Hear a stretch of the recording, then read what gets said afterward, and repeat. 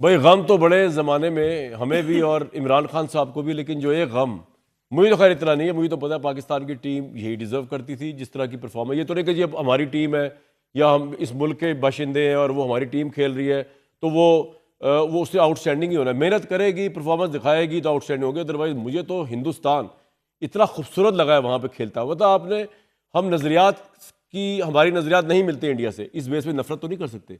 अगर वो बहुत अच्छा खेल रहे हैं और जिन्होंने बहुत अच्छा खेला और हमेशा अच्छा खेला है, यानी अगर हम कहते हैं ना जी प्रेशर गेम है पाकिस्तान इंडिया की, उसके अंदर अगर असल मुकाबला प्रेशर का है तो 80% 70% केसेस में वो प्रेशर हिंदुस्तान ने जीता और आपकी टीम बेस्ट खिलाड़ियों के साथ भी हारी है क्योंकि प्रेशर ही ले सकी।